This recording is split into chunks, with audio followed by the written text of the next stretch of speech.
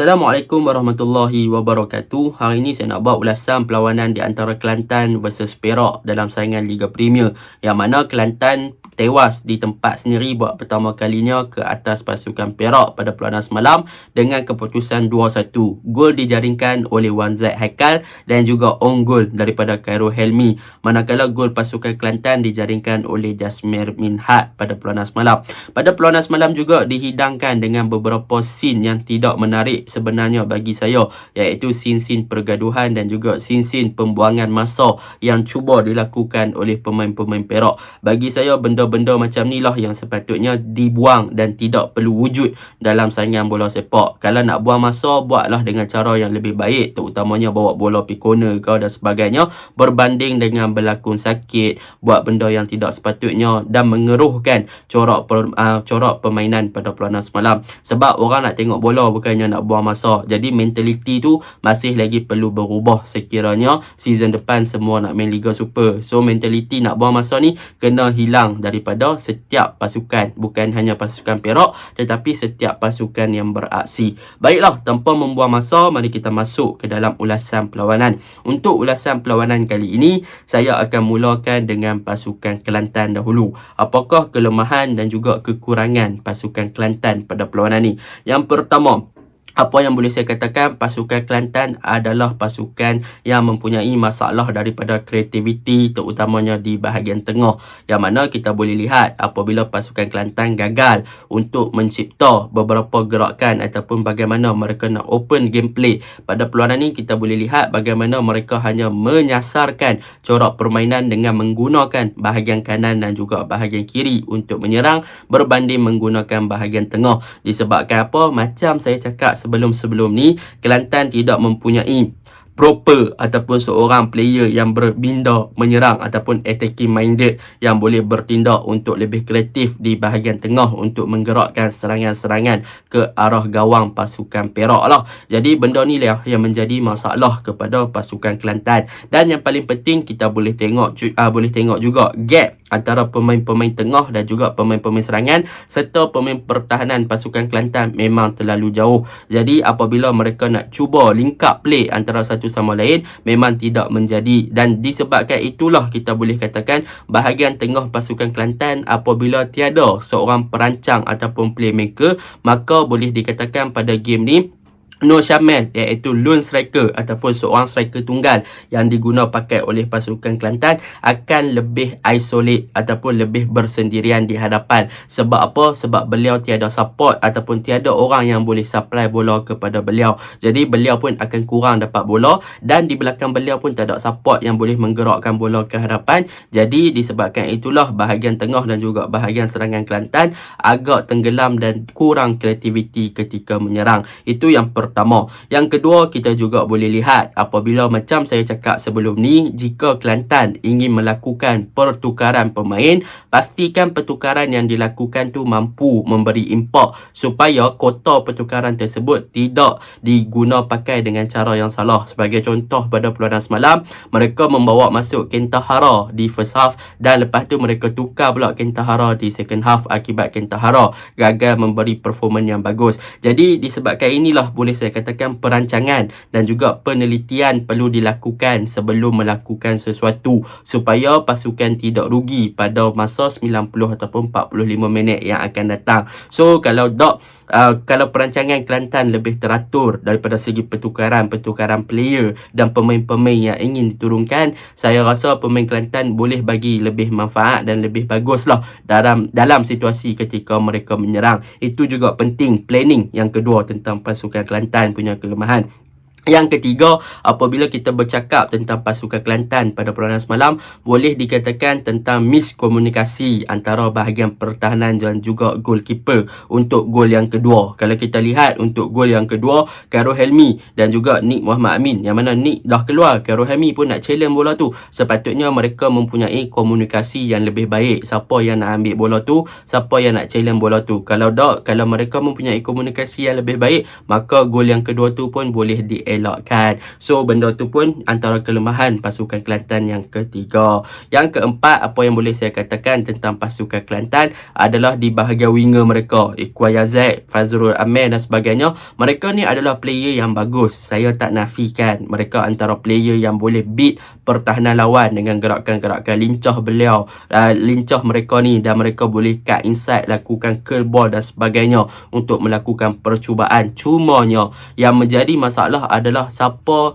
yang boleh untuk menerima hantaran-hantaran daripada mereka ni sekiranya mereka melakukan cutback, crossing ataupun pass ke dalam kotak penalti. Disebabkan Kelantan tiada seorang proper target man ataupun proper striker yang boleh sambut dengan corak permainan sebegitu, maka Kelantan gagal untuk memanfaatkan peluang-peluang yang ada. Jadi macam saya cakap tadi, bahagian tengah tak aktif, tapi bahagian kanan dan kiri hidup. Cumanya bahagian serangan Kelantan tak ada proper pula target man untuk bermain dengan corak sebegitu. Sekiranya Kelantan betul nak bermain dengan berpaksikan kepada bahagian kanan dan juga kiri punya attacking, mereka perlu pastikan yang mereka ada seorang target man ataupun goal poacher yang bagus yang boleh sambut bola macam tu. Sebab apa? Sebab kalau lihat kepada taktikal ataupun gameplay Kelantan yang sekarang, mereka lebih kurang sama dengan gameplay Penang pada season lepas, iaitu mereka lebih memfokuskan attack di bahagian sayap menggunakan Al-Hafiz dan juga Quinton Cheng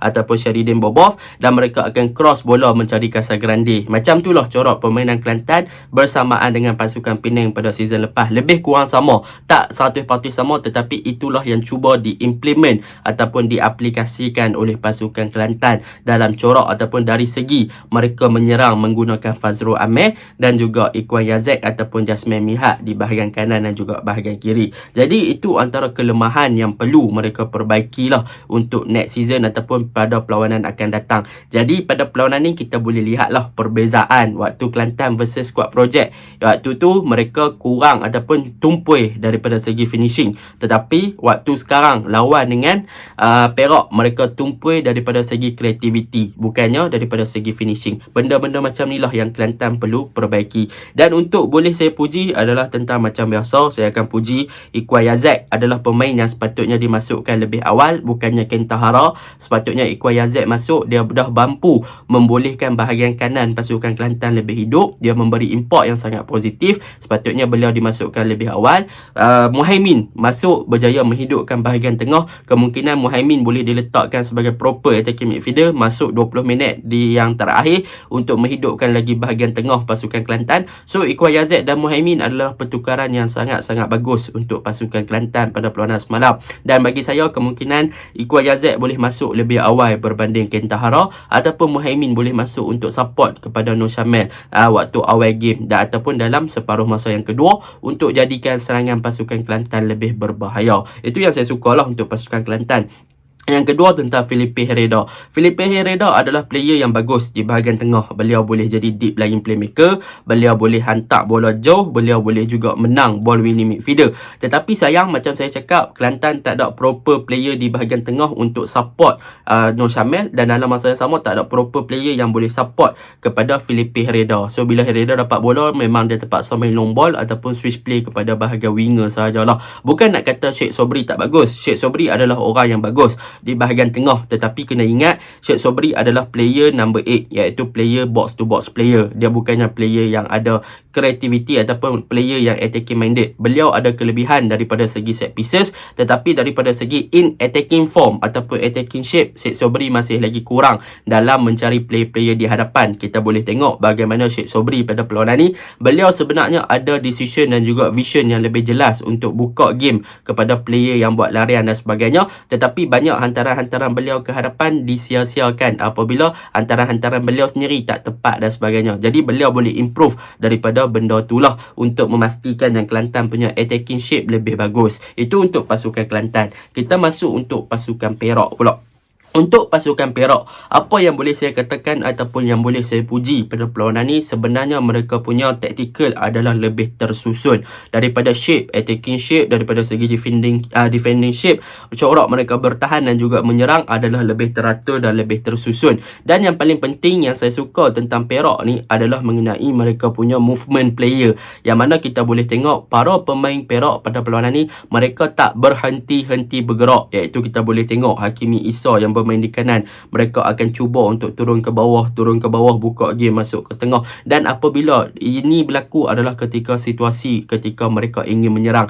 Jadi apabila benda ni berlaku, maka mereka boleh push forward dengan lebih ramai numbers of player di bahagian hadapan. Benda tu sangat-sangat baguslah untuk pasukan Perak. Apabila banyak movement, off ball movement, pergerakan player pasukan Perak yang turun ke bawah masuk ke tengah ketika transisi nak menyerang, dan mereka push player naik atas, benda ni memberi kelebihan kepada pasukan Perak untuk ada numbers of player di bahagian tengah dan juga bahagian hadapan ketika mereka menyerang. Dan hasilnya kita boleh tengok mereka boleh pressure ataupun memberi tekanan kepada pasukan Kelantan, yang ketika dalam 5 minit yang pertama kita boleh tengok pemain Perak melakukan tekanan sehingga mereka berjaya menguasai separuh masa pertama dengan sangat baiklah, akibat daripada pressure dan juga akibat daripada movement yang dilakukan oleh pasukan Perak. Yang kedua, kalau kita lihat pada perlawanan ni, Lucho dan juga Sunday Afolabi akan sentiasa bertindak sebagai CM ataupun double pivot punya sistem, yang mana mereka berdua ni tidak terlalu offense. Dan yang paling penting pada perlawanan ni, mereka meletakkan S Pavitran untuk berada di bahagian hadapan bertindak sebagai attacking midfielder. Walaupun tak banyak dia punya corak ataupun distribute kepada contribution beliau kepada bahagian hadapan, tetapi beliau telah memberikan Sunday Afolabi dan juga Lucho untuk bergerak lebih bebas di bahagian tengah untuk mengatur serangan ke arah gawang pasukan Kelantan FC. Benda ni yang sebenarnya orang tak nampak. Lucho dan juga Sunday Afolabi bermain lebih deep ke bawah berbanding lebih ke atas untuk Lucho. Seperti mana game-game sebelum ni, Lucho yang akan bermain dengan lebih ofensif, tetapi untuk game ni Lucho lebih suka untuk bergandingan dengan Afolabi daripada bawah sebelum dia naik untuk backup ke atas, dan Pavitran yang akan bertindak sebagai player yang lebih ofensif di bahagian serangan. So benda tu sangat-sangat baguslah. Untuk Perak yang boleh diperbaiki adalah daripada defending shape, mereka dah bagus, mereka dah solid, mereka dah bertahan dengan baik, berjaya untuk memberi tekanan. Tetapi daripada segi menyerang, mereka perlu perbaiki Akil Hilman yang dijadikan target man oleh pasukan Perak. Mereka boleh perbaiki Akil Hilman ni untuk menjadi seorang striker yang lebih solid, sebab banyak gerakan-gerakan yang dilakukan oleh beliau mudah dibaca oleh pihak lawan dan boleh dikatakan beliau agak tidak seimbang, kestabilan yang ada pada beliau